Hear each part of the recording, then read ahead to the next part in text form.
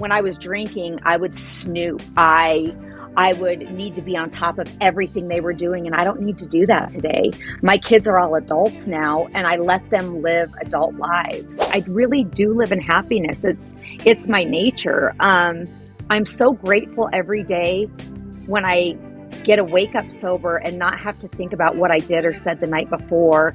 And I remember those things, the things that I'm grateful for every morning.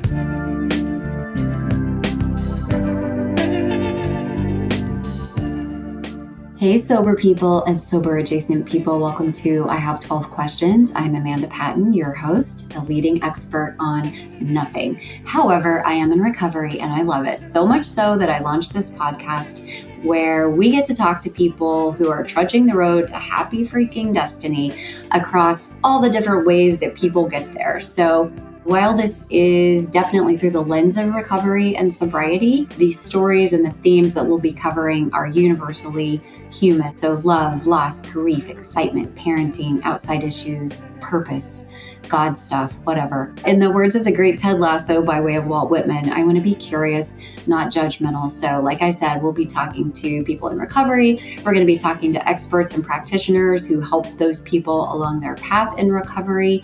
And we're just really excited to hear people tell their stories and to be inspired by them and to create a community of support for everybody in recovery and people who know and love people who struggle with addiction issues and whatnot. So anyways, we're so glad you're here and thanks for listening.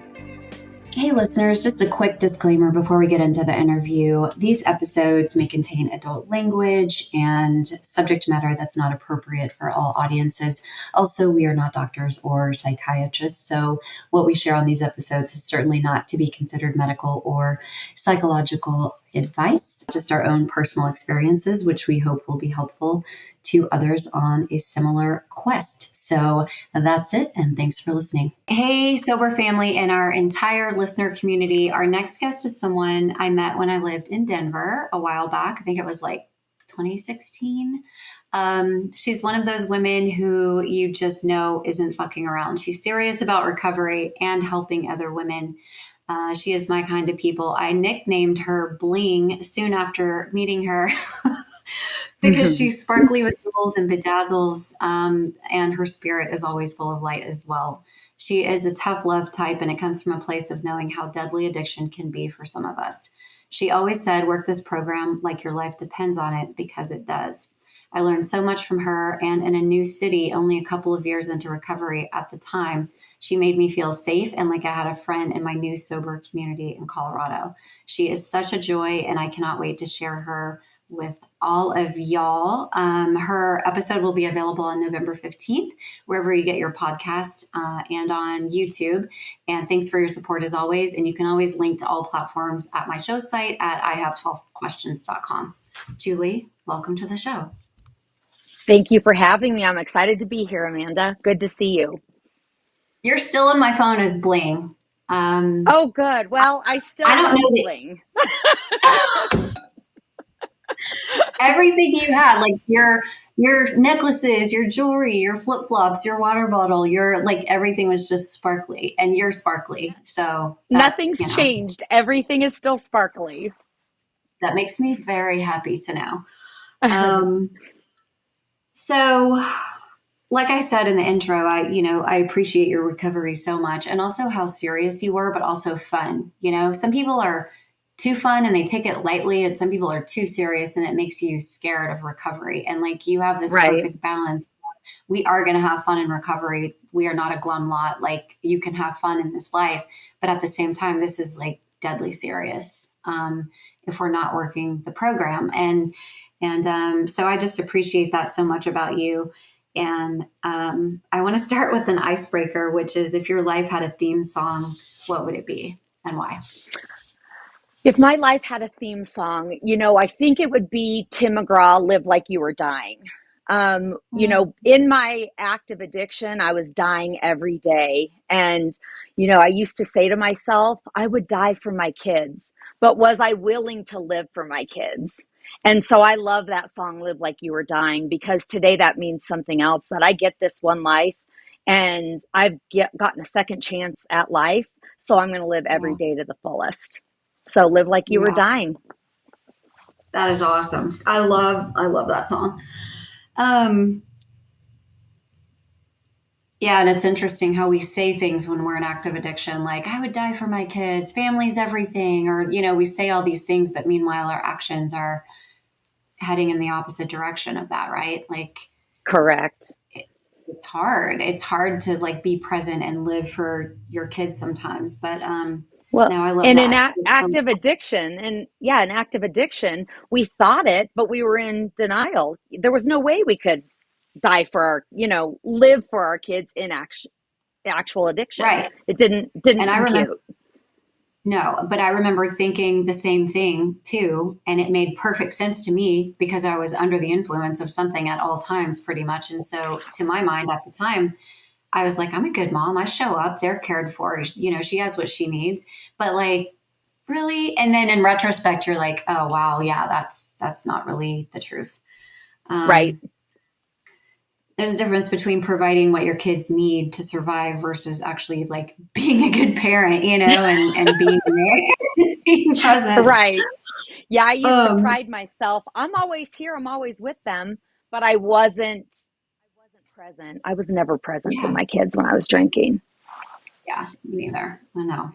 Well, can you take us back through what it was like for you when you were, in active addiction, and when did you get sober? What's your sober date? Sure, sure. I started this journey in November of 2008, but my sobriety date is January 30th, 2012. So this did not work overnight for me. Yeah. Drinking worked for me for a really long time. I had a lot of fun drinking. I didn't black out. I didn't pass out. I could drink a lot, and it worked for a long time. What I found early on when I found drinking was I loved the escape. I loved being anywhere except for where I was. And that feeling was magical for me. And fast forward 15 years into my drinking, the switch happened. I went past that point of where I could stop. And I got to the point where I needed to drink every 3 or 4 hours just to function. When it got to my worst, I remember waking up in the morning and I would walk down the stairs and I would have to hold onto the rail because my legs were like noodles, and I needed to get to the garage so I could hold that bottle of wine up to my mouth and just let it pour down my throat in order to pour my kids cereal and milk for breakfast. That's what my drinking looked like. I still didn't even realize I was an alcoholic. I would drink in the morning just to get by. And then in the afternoon, I would start drinking again because I needed to pay bills and write checks. And I couldn't put a pen to a check and write my name without drinking a couple glasses of wine first. And Right. lo and behold, I decided once and for all one day that I was done drinking and I quit cold turkey. And that night when my husband got home, I told him that I had bad sushi because I was so terribly sick. And I guess I shook Mm. in bed all night long. And the next morning he went to work and he comes home from work that morning and he gives me papers and he says, I think I think you're a drug addict. I think you're doing crystal meth. And I looked at him and I said, wait a minute. I don't even know how to roll a joint. What are you talking about? I said, let's go to the doctor. I'll prove it to you. And we went to the doctor, and the doctor took one look at me and said, she's not a drug addict. She's an alcoholic and she's withdrawing. And if you don't get her into treatment today, she's going to die. And I went to a 30-day treatment. And in that 30-day treatment, I learned of the damage I did to my family. Mm. My kids a couple times a week would walk over me to go to bed at night when I was passed out on the floor. I realized the gravity of what I did, and I swore I would never drink again. And I continued to relapse for almost 4 years until I got a year's sobriety. I thought the love I had for my children could keep me sober, but what I find out is the disease that I have is stronger than the love I have for my kids. And that doesn't make Yeah. me a monster. It's just my truth. And today I can look at that and realize that that's just who my makeup is. And if I pick up again, I'll be right back where I was. And, you know, today, that loneliness that I used to feel, I don't ever want to feel that way again. Yeah. Yeah. Wow. So, That's crazy. this time around, you know, my last drink, I got desperate for whatever it is that was in front of me. And I finally surrendered to the program of Alcoholics Anonymous. And I did the steps like my life depended on it, because it does. And my life changed. So I'm so grateful for the program, for friends in the program, and for my higher power. Yeah, when I met you and I sat in all these meetings with you and heard your story, heard you share parts of your story, it was so hard for me to believe, because looking at you just looked like you have the perfect life. And it's really hard for us sometimes to imagine what people were like before. And then you hear the stories and you're like, wow, people have told me that too. Like, what do you mean you got arrested and did all this and that happened and whatever? And it's like, I know it was a different lifetime for me too. And I'm Sure. literally one drink away from going right back there. Actually, probably worse, right? It's probably because I get to pick up where I left off. I don't get to start at the beginning where it was fun. I'm going to start at the end where I was, Yeah. which was not Absolutely. right. Absolutely. And even in that delusion of, in my worst of my alcoholism, I still thought half the time I was having fun. I was the girl that would show up at the black tie affair, hair done up, carrying a martini. And by the end of the night, the dress was torn, the hair was down, the mascara was down the face, and I'd spilled my drink over at least four people. That's not fun. But in my mind, it was still fun. Yeah. In that Yeah. delusion, it's crazy when we have clear state of mind looking back at what we really thought was reality. And that's part of why having a community around you, a sponsor, a structure of the steps, your higher power, whatever that is for you, and all this, that's why it's so important. Because when we start to wake up to that fact and the truth and the pain of it, and all the anesthesia wears off, and we're just sitting there with Mm-hmm. the truth. And now we have to deal with it. We have to look at it. We have to admit it. We have to make amends. We have to change our behavior. And it's overwhelming. I mean, I don't care who you are, how strong you are. Like, that is overwhelming. And it's why I think people relapse over and over and over until finally, hopefully, they're like, okay. Um, but if you're not, that when people quit on their own or cold turkey, I worry for them, because I'm like, you are going to need people in this process. Yeah, Like, it's really absolutely. hard, Yeah. so it takes a lot of courage. And for me, the reason it took courage, of course, but the reason that I kept coming back was because I listened to other people and I saw that they had gotten through it.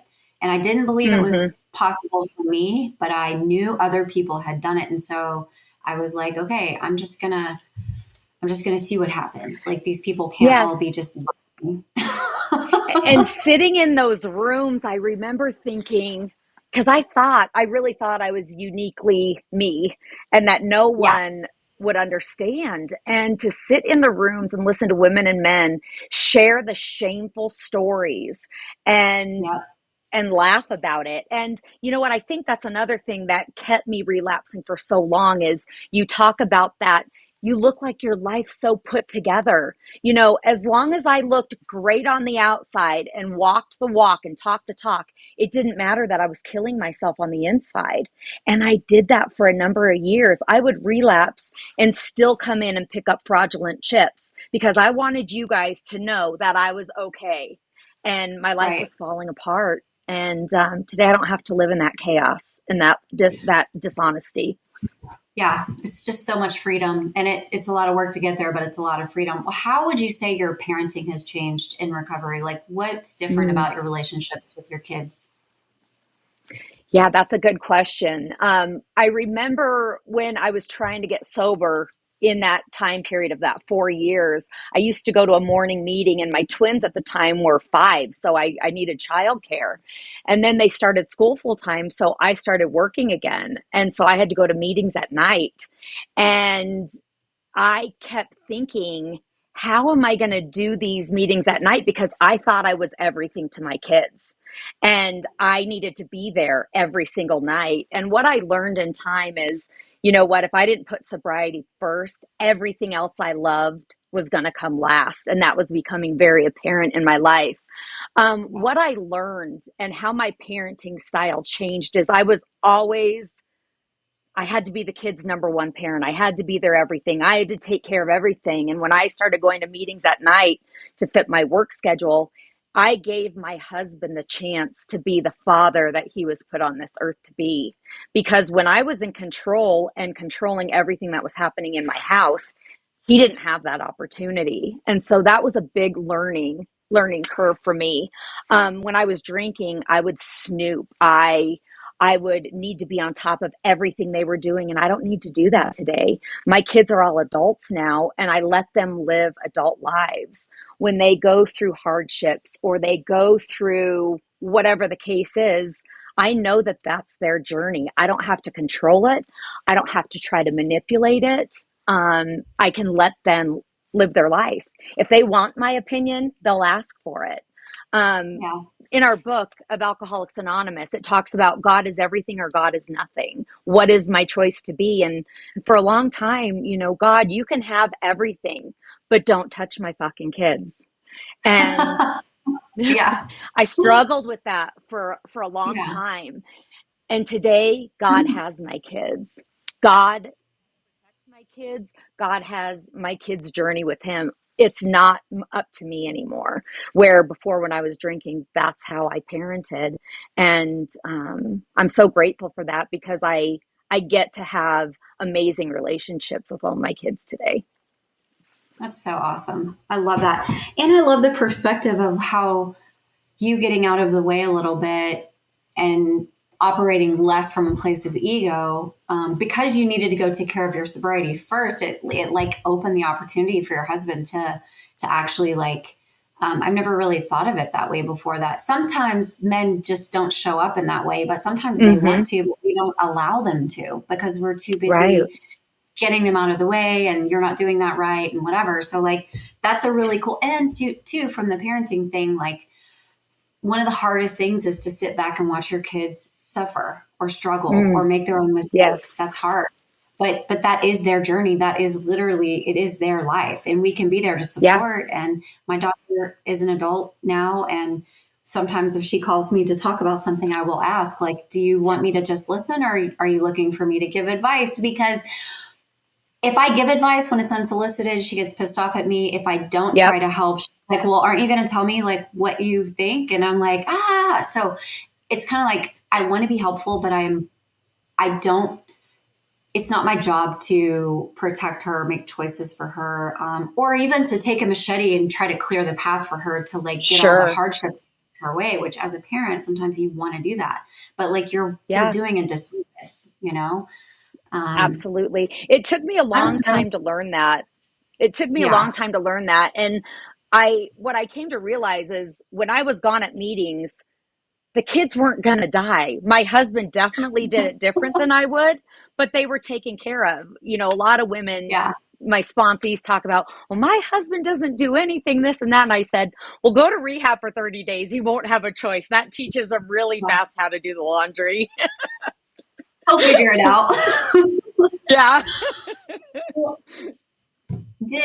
was therapy or medication or like outside help, was any of that stuff part of your story, if you're comfortable talking about it?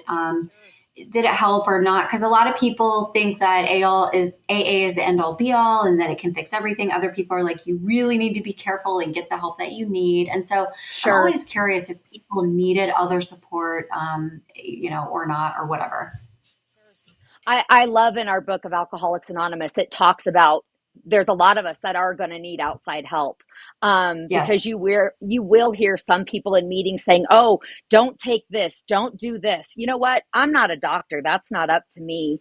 When I was in between trying to get sober for those 4 years, I was going to a therapist, and my husband and I were going to marriage counseling, but I wasn't telling the truth about my drinking. So how much help Right. was that?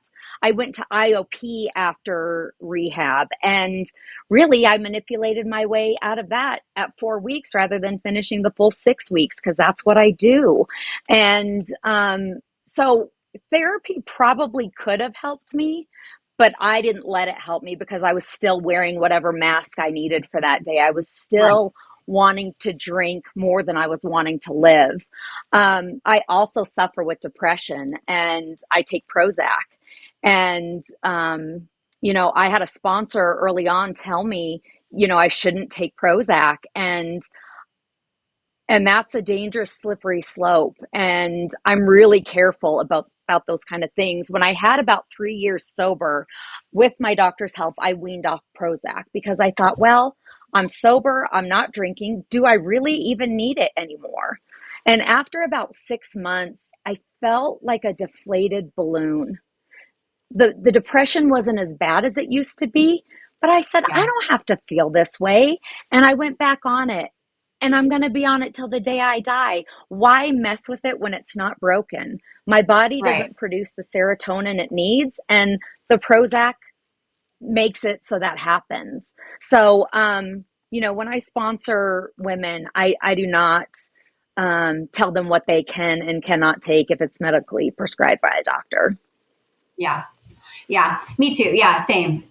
Because I hear a lot of shaming in meetings, or people are like, "Oh, you should, pray harder," or "You're not working the steps." Or, I've just heard all this stuff, and that's usually from super old school people. Sure. But then, if you've really got, imbalances, or you have a specific trauma that you need to go seek specific counseling for that trauma, um, Mm-hmm. then why wouldn't you? My thing is always that the program is sort of my foundation. And then Sure. there are other things in orbit around that, as long as I kind of, but I've seen people suffer through things that they shouldn't have. They should have just taken Yeah. the medication that your doctor told you. You can't listen to some random drunk in a meeting. Like, we're not Yep. qualified to tell you stuff. But on the flip side of that, and again, it's none of my business. Like, sponsees are going to do what they're going to do. But there are some things that you should be careful with, right? If we're Yeah. talking about alcohol and Xanax and like smoking weed and doing all these things, like, that's sort of a different situation, because you're changing how you feel now, right? From the neck up. And it's like, that gets a Well, little slippery. And I don't even like to be in those conversations, because again, I am not a doctor. It's, what am I? mm-hmm. But you can't, if you're taking it. 100%. Yeah. Yeah. Yeah, that's kind of, we talk about people, and for me in my sobriety, smoking a joint or edibles is not sober for me. Period. Right. That is my sobriety. And you know what? Smoking pot was never a big deal for me. I didn't like it. I could probably smoke a joint every day, but am I willing to bet my sobriety on it? No, absolutely not, because it's going to bring me Yeah. back to that bottle. I know it Yeah. from the bottom of my heart. And, I've tried to sponsor women who still think it's okay to smoke pot. They need to find a new sponsor because that's not sober for me. And so maybe it is for Right. someone else, but I can't do that. But something like a depressant, telling Right. someone to get off that could be a matter of life and death for them. And Yes. that's serious.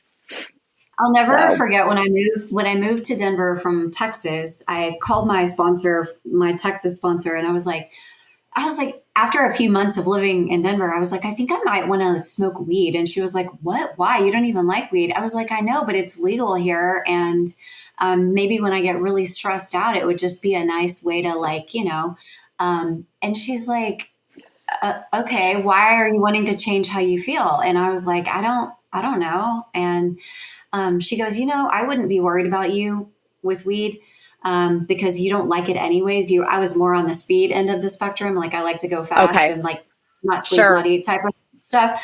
right. Not sit on the couch all day and eat. That's not really my idea of a good time. But so she's like, I wouldn't worry about you from that perspective. But when your defenses are down, you probably would have a beer. And then we're right Sure. back where we started. And I was like, I never thought of it that way. But also, the Yeah, root of the question was, why do you want to change how you feel? And absolutely. What that's, is it I that was in you're a new not? place. Yeah. Yeah, I was yeah. You were bored. I was uncomfortable in your restless. skin.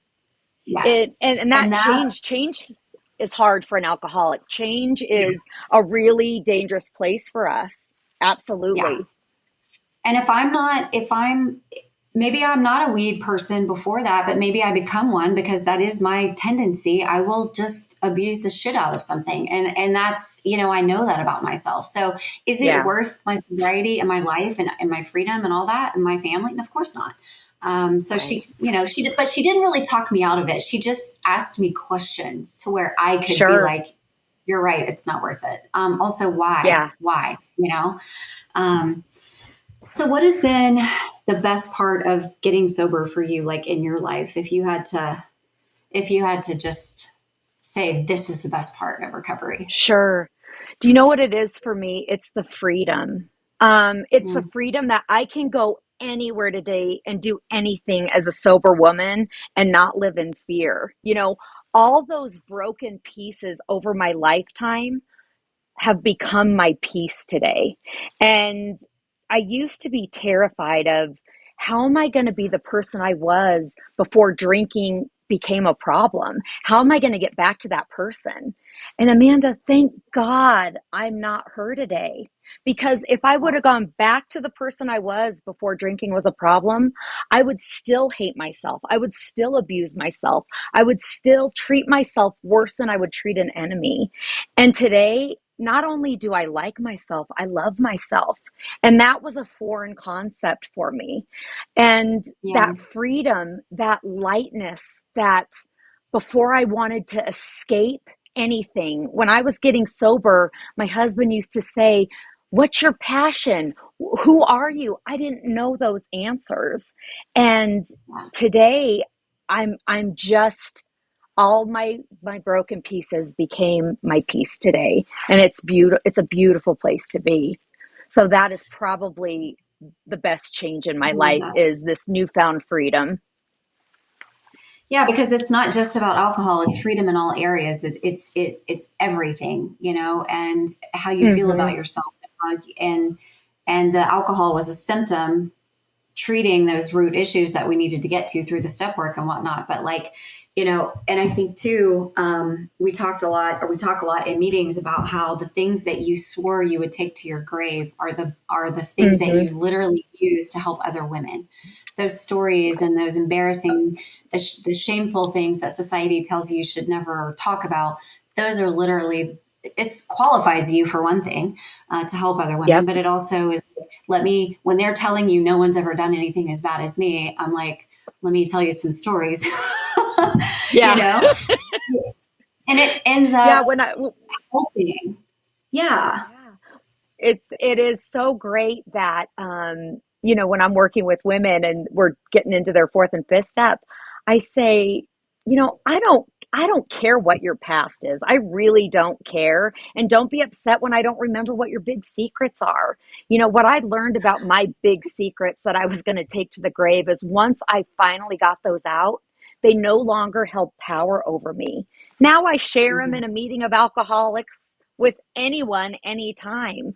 But the things that were my big dark secrets, 90% of the women, that it's the same thing with them. It's not a Yeah. big deal, but it was to me. And today that I've Yeah. talked about it and done the work around it, it doesn't hold power over me anymore. It gives me strength to give other women who feel hopeless about it the courage to share and be able to not have it hold power over them anymore. And it's a beautiful thing. Well said. Exactly. I remember when I did my fifth step with my sponsor the first time, and she had no reaction at all. And here Uh-huh. I am thinking, so special. I'm so unique. I'm so scandalous. And she literally had no reaction. And I'm like, what the fuck? And she was like, okay, and it just deflated it removed so much of that self-loathing that I had, because it was like, oh, this is just what we do. Like, okay, I Yeah. get it. Yeah. And I came from an environment and a family like Southern Baptist, small town in Texas, where it was just super judgy, like judgy Mm. about things that weren't even that bad. So imagine what I'm thinking, how people are going to react to some of the stuff I'm going to have to share, and there was Sure. just like, anyways, You yeah. know, it was a beautiful thing that someone told me a long time ago, when they told me, before I shared these deep dark secrets, that I'm not a bad person who needs to get good. and I'm sick and I need to get better. The things I did under the influence of alcohol, I would never do as a sober mother, a sober wife, a sober friend, a sober daughter. Those are the things I did under the influence that Yeah. I don't have to be ashamed about because I don't have Right. to relive those things today as a sober woman. Amen to that. Yeah. Yeah. What what was or is the hardest part of recovery for you? What was the hardest part for me was my life centered around drinking, and not just my life, but all of our friends' lives. We Yeah. camped every other weekend. My husband still drinks. He's not an alcoholic, but he definitely indulges in drinking, and that was really hard for me. I remember when I was in and out before I got this thing, I used to say to my husband, if you'd stop drinking, I would blame my relapsing on him. In my heart of hearts, it was because he was still drinking, and he actually had a pulmonary embolism when I was, messing around with this program and not getting it. And he didn't drink for a year, and I still relapsed that whole year. So it had nothing to do with his drinking. But that Right. was hard for me to think, how am I going to live around all these people I love that we do things with all the time, and they are going to drink? And what is that going to look like for me? That was really hard for me at first. So I would drive separate to go camping anywhere. I would drive separate to go to functions. So I had a way out. That probably was the hardest thing for me. And I would say the hardest thing for me now is probably dealing with people who don't get this program. I have to remember that I can't get someone drunk and I can't get them sober. All I get to do today is share my experience, strength, and hope, what it was like, what happened, and what it's like now. And Right. that's so hard because we know there's a solution. And when someone can't grasp that or surrender to that, you want it so bad for them, but there's nothing you can do to help them until they're ready. So that's probably hard. Another hard thing for me is I forget that I am only one person and I will spread myself thin in so many areas. Uh, balance is tough, and I'm trying to balance work, family, sponsees. Once I take on two sponsees, I'll say my max is four, and then I have five, and I don't need five. My max is three or four, but finding that balance is hard for me. And what I need to realize with balance in my life is it's an ego problem for me. When I take Yeah. on too many sponsees, I'm not being fair to myself, and I'm damn sure not being fair to those women who are depending on me to take them through the steps, because I can't give them my full attention because I'm spread too thin. That's where I have to remember, when I'm spreading myself too thin, it's me. It's my ego Yeah. thinking I can do all this. And I Yeah. really struggle with that. That's one of my biggest character defects. Yeah. Same. We were just talking about this before the interview, and my sponsor is always bringing up the balance, and I keep telling her I've never heard of it. It's like a long-standing joke with us because we don't balance isn't something that alcoholics do. Like it's kind of an all or nothing kind of thing, and I know better, right? Intellectually, I Right. understand that I have but it's just it goes back to what you said earlier about parenting. Like, no, I have to do it all. I have to be the one. I am the one. I am the only one. Right. And you start to, I Mm-hmm. have done that in AA. I've done that at work. I've done that in my family, where my ego is like, no, you're the one. You're going to do it right. You have to be the one to take care of this and this. And it, like, that is just not true at all. Yeah. But, you know, Right. that's a tough one. But I think too, like you said, you got to rearrange so many things, your social life and where you go, and especially that first year or two when you're really just trying to keep Yeah. it together. And then you get to a point Sure. where, even to this day, like there are certain situations that still have the power to make me feel uncomfortable, and I will leave. It doesn't need to be dramatic. Sure. I don't need to announce that I'm leaving, but I'll just kind of slip out because I am getting weird and I don't know what's Yeah. going on with me and I need to remove myself. But 9 times out of 10, as long as I'm there for the music or the family or the wedding or whatever the thing is, not to drink, right? That used to be what it was Right. about. Now I'm there, as long as I'm there for the actual thing, I usually am okay. When people Yeah. start getting really hammered or people go into the bathroom and they're doing, that there are party favors around, that's when I get uncomfortable and I need to like get myself out of that situation. Sure. Sure. But it's different for all of us, right? Like, I think that first year I just hung out around AA people. I mean, it was like that was it Yeah. because Right. I could barely even be around my family because there was so much drinking even Yeah. with my family. But it was hard, Yeah. you know. Yeah. Um, I remember that first year of, well, the first couple years of trying to get sober. And then my first year of sobriety, even though I knew my family loved me and we'd be at functions, I was still so uncomfortable in my skin, and you could be around all these people that love you and are rooting for you, but I still was just crawling with anxiety. And today I don't have to do that. It's so, yeah, so beautiful. I think too. When you were talking about blaming your husband for your relapses, I remember being annoyed that people would dare drink around me, and that's common. A lot of us feel that way in the beginning, and then we Hmm. start to realize this has nothing to do with anybody except for me. I am in Yeah. charge of Or myself. yeah, You know, I would feel annoyed. But then if they said oh, I won't drink around you, then I was like, of course, drink around me. This isn't a you problem. So it was like, I come know. here, go away. Come here, go away. I mean, I was a mess. I was all over the place. Me too. I wanted Yeah. them to offer so that I could say that I wasn't bothered by it. But if they didn't offer, Uh I'm huh. like, they don't even care what I'm going through, right? Because Yeah. it's all about me all the time. Yeah. And then Right. finally, I was like, people can drink if they want to. They're not the ones with the problem. If I need to remove myself, then I can do that. Like, but Right. it's still hard because my identity was so tied to drinking and having a good time. And now I wasn't that person anymore. And I didn't really know who I was or how I'm supposed to fit in now. And, Sure. it's a weird feeling. Yeah. Um, Yeah. well, what is a tool? I kind of know the answer because I've heard you share a lot, but like, what is a tool that you use in the moment?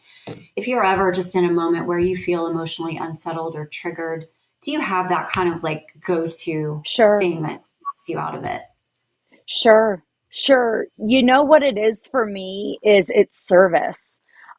Hmm. This program for me is about action. So I can still to this day go to a party or go to a function where my skin starts to crawl a little bit. I just feel a little out of sorts, where I immediately go to the hostess. What can I help with? I start cleaning up trash. I start helping cooking. I start doing whatever it is to help the process of the whole party, because then I don't have time to think about me and feeling Yeah. uncomfortable.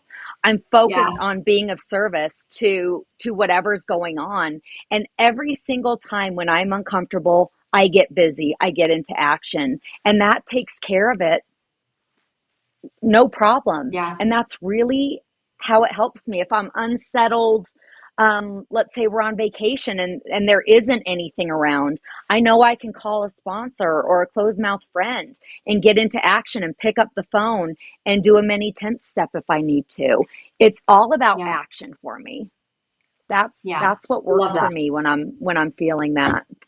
Yeah. I, I love that reminder of, and it's part of the reason why community is so important. And like, some people say, oh, well, I break into the serenity prayer just so I can remind myself, like, you don't have to be in charge of, but for me, I need something that's tangible. Like you're saying, I need to text someone and say, how are you doing? Or I just have to step outside of myself for long enough to just, snap out of it. And, Sure. or like you said, how can I help? What can I be doing around here to be useful, instead of sitting Mhm. here obsessing about how I'm feeling? Because Yeah, right, uh, right.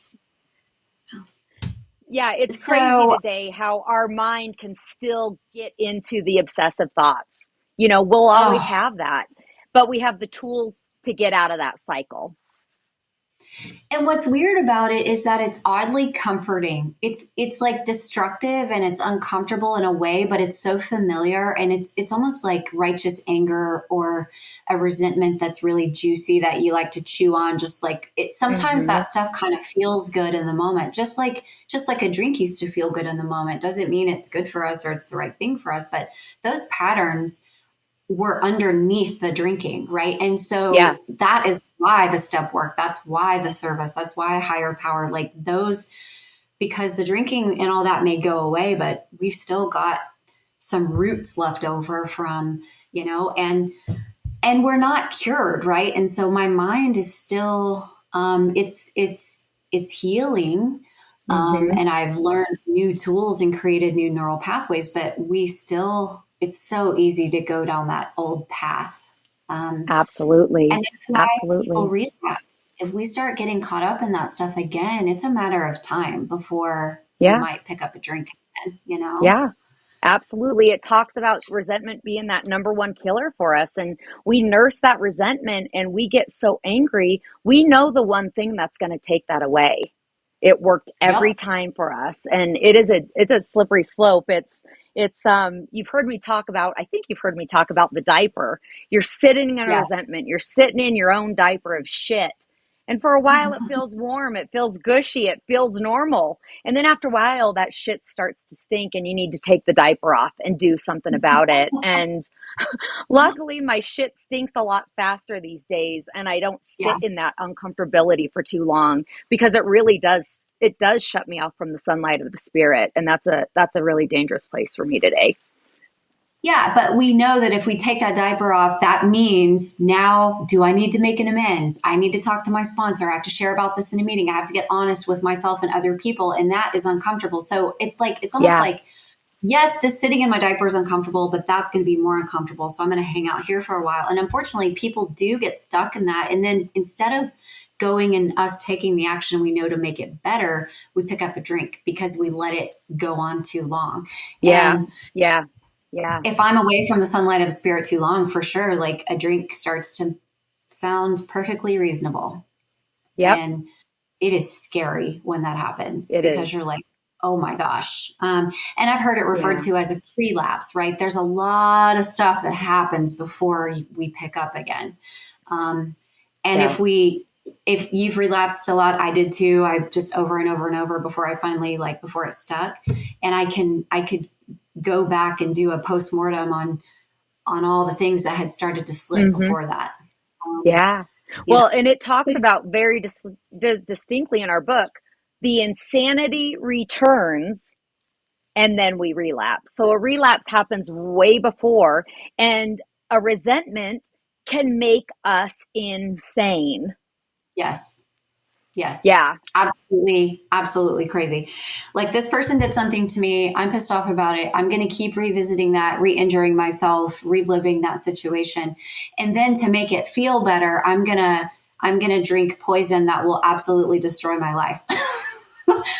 It's the most illogical thing ever, but it makes perfect sense Yeah. when we're in that Yeah. place. And when we have to watch people we love or care about do that, like you were saying, when you've got to watch somebody just circle the drain and you're Yeah. trying to offer a solution and they're not ready, there's really nothing harder because, Yeah. and we lose people all the time. People die. Like it's part Right. of our experience in the recovery community. And Yeah. um, it's heartbreaking. Um, why? I'm not being a smartass at all with this question, but like, why are you always so happy? Well, what is there not to be happy about? I'm sober and above ground, as Sergeant Major would say. Remember him? I'm sober and I above love him. ground. I really believe negativity breeds negativity and positivity breeds positivity. I very much focus on perspective. You can take a horrible situation, and if you just turn it a hair of your perception or perspective of it, it can change. I can sit and be in a grumpy, bad mood, or I can change my perspective a little bit. And it's something I don't know why I get that gift, but most of the time I am happy. I can change that perspective. There's times, of course, that I'm not happy or I get pissed off or I'm upset about something, but the majority of the time I really do live in happiness. It's my nature. I'm so grateful every day when I get to wake up sober and not have to think about what I did or said the night before. And I remember those things, the things that I'm grateful for every morning. And just, it is the small things that just make me so grateful that when I am having a bad day or a bad time, I'll write gratitude lists. There's so much to be grateful for. Um, It's true. I'm It's sober and true. above ground.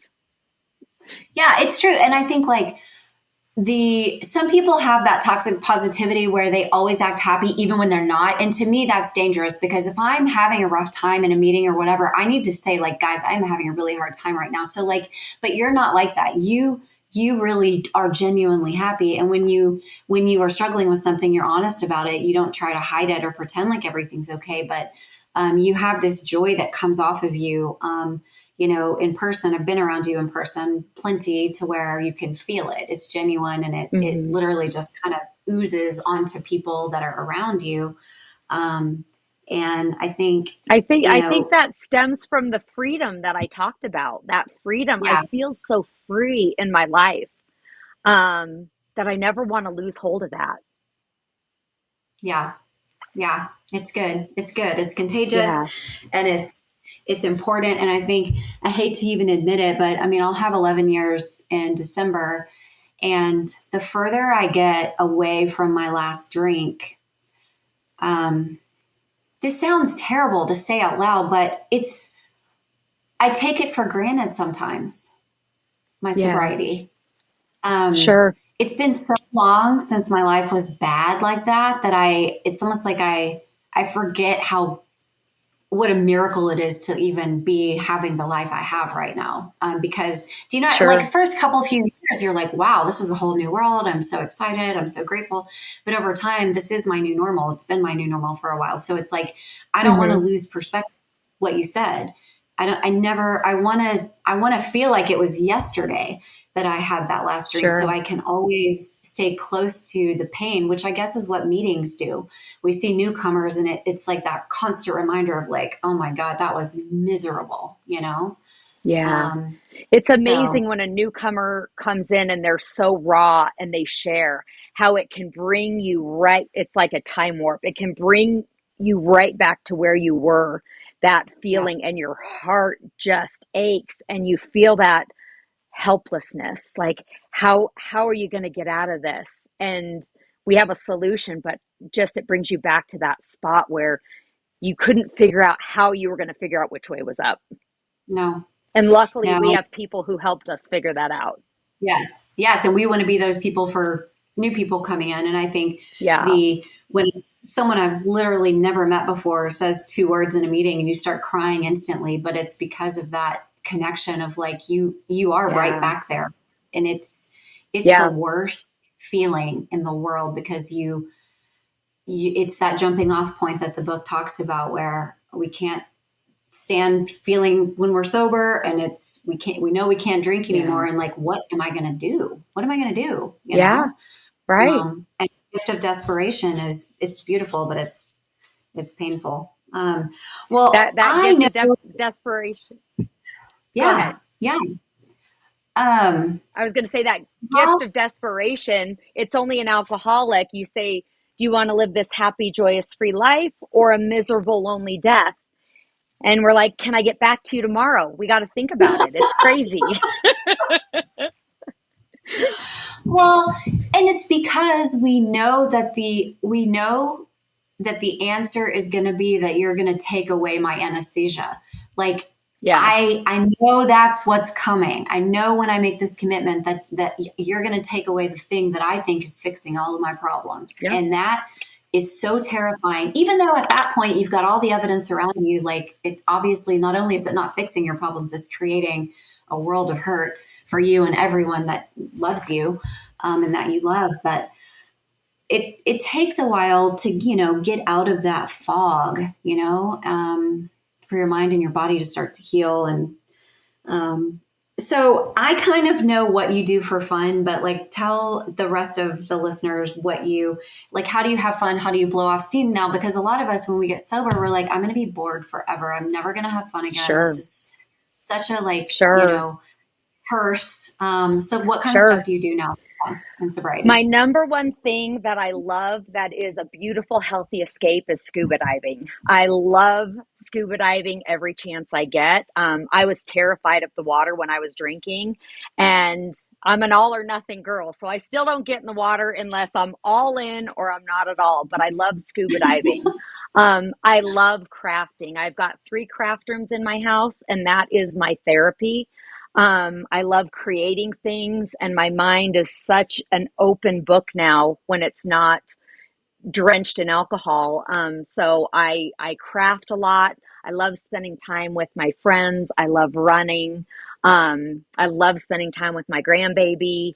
And believe it or not, I like sleep. I was an insomniac when I was drinking, and I sleep now. It's beautiful. I can't wait to sleep at night. It's a great thing to have.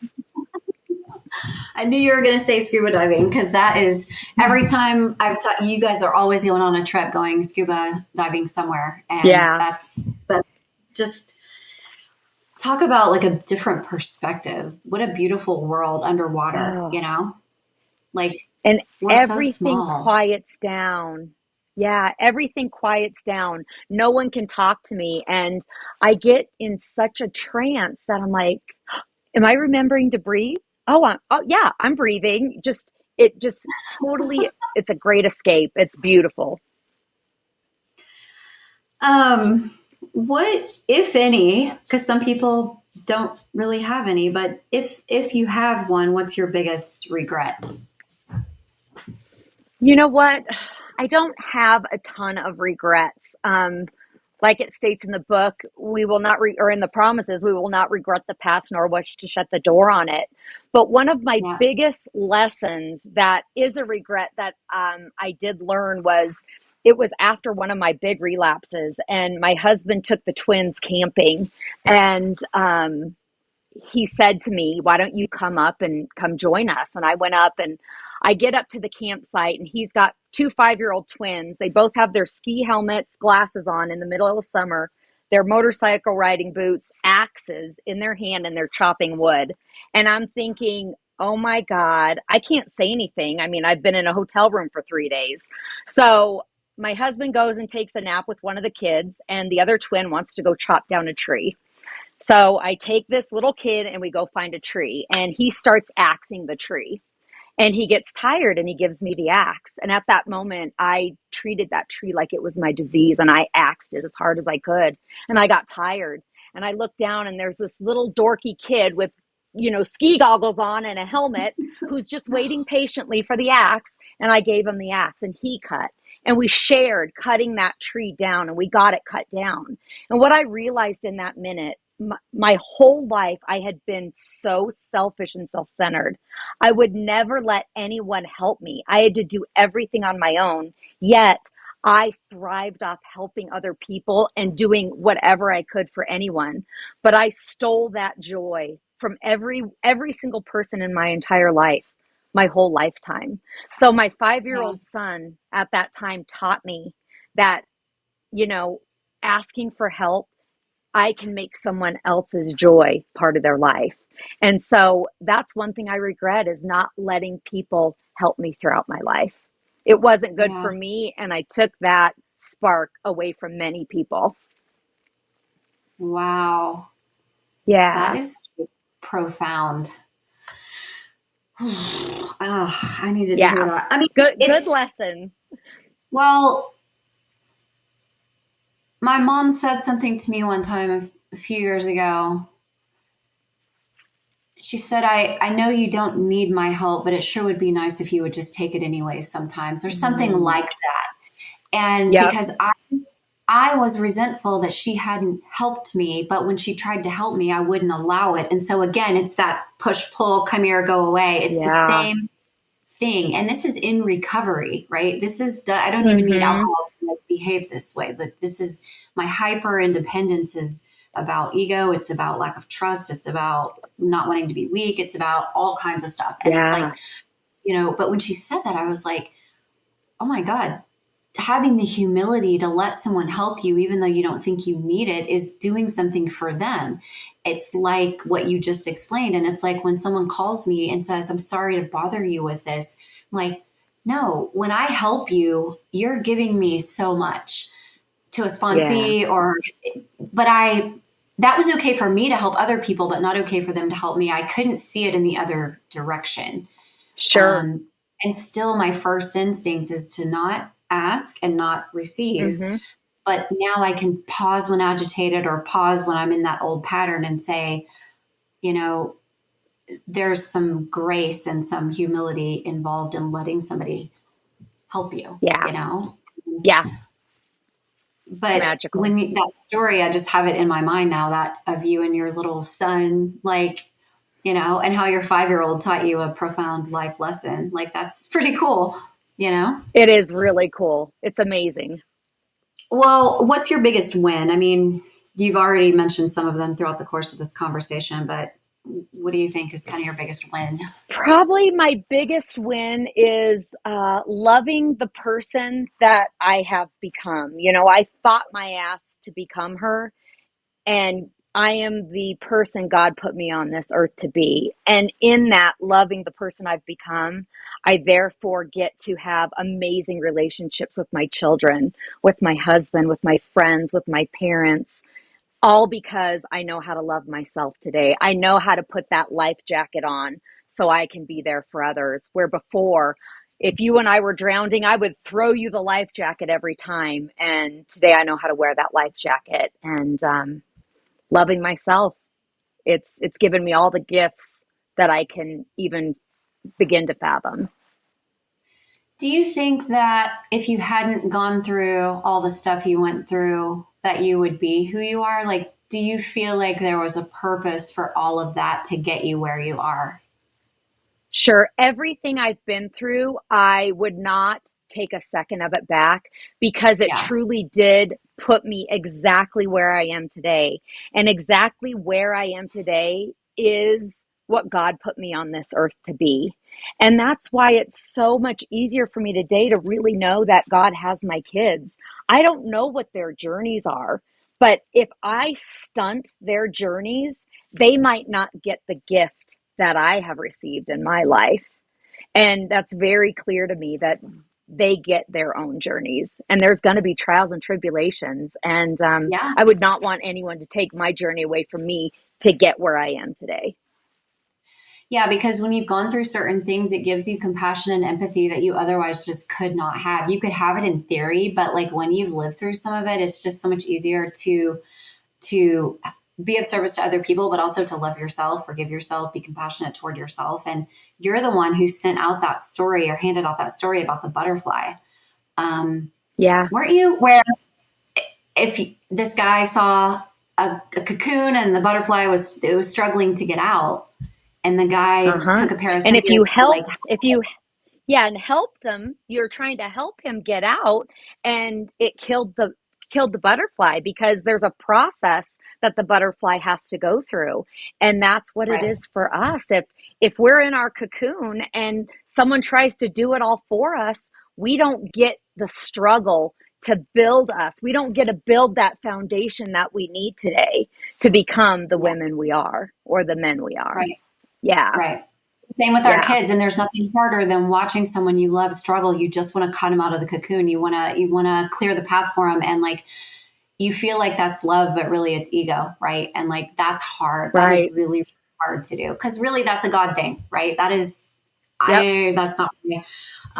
But it's tough, and we have to learn it the hard way sometimes. Okay, final question: what is your best piece of advice for newcomers or people considering trying out the sober life? Because in recent years people started doing sober curious. People are taking a month of sobriety to see how their life changes, and people are kind of toying around. And then like my daughter's generation, Sure. their alcohol just isn't as much of a thing as it used to be.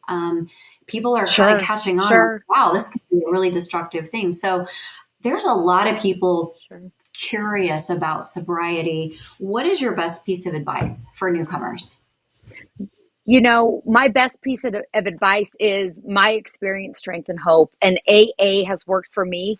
There are many other ways, but I know how to help someone get into AA. I always say, Yeah. if you try whatever it is, whichever way you want to go, if you try it and really put as much effort and effect as you did in your drinking into whatever it is you try, give it a year, give it 6 months. If your life doesn't change, you can always take back your misery. But what if it works? Yeah. And if people could just, not just go once or twice to something, but really give it a shot and see if it works. Because I saw it work for many, many people, but it wasn't going to work for this girl. And it has. And if it can work for this girl, it can work for anybody. But that's the tough love part that sometimes people need to be reminded of, myself included, is like it's only going to work as well as you put into it. And I used to Yeah, hear people all the time, just like anything in life new that we're trying, it's hard. Like it's going to be hard. You will sure. have to make sacrifices. You're going to be uncomfortable. Like yeah, that's true of anything new that we're doing. But I Yeah. remember people used to say like, oh, I had a long day at work. I had to cook dinner. I was so tired. I didn't want to go to a meeting. And somebody would say, would you have gone and gotten in your car to go score drugs or go get beer? Absolutely. Yep. Yes. So Yep. like you said, You can I put the same amount of effort into my recovery as I did into my addiction? If the answer is yes, you probably 50% effort, you know, Yeah, because exactly. drinking, that was a full-time job. It's all Yeah. Yeah, consuming, and recovery absolutely. um, it's actually kind of joyful once you get to a certain spot. There for a while, It it's a little is. bit It's bumpy. You know? Yeah, it is. And it's all about finding that balance. And someday my wish for people is, I used to think I have to do this. I have to work with women. I have to go to meetings. I have to read the big book. I don't have to do any of that. But if I want to stay sober, I get to do those things. And it's a beautiful Yeah. place to be rather than from where I came from. Yes. 100%. Well, I cannot thank you enough. This has been such a joy and so helpful, and it's going to help a lot of people. And I'm so glad we got to share some of your nuggets with the world. So thank you again for doing this. Thank you so much, Amanda, and thanks all that you do for people, helping them in their recovery journeys. Yeah. Thank you.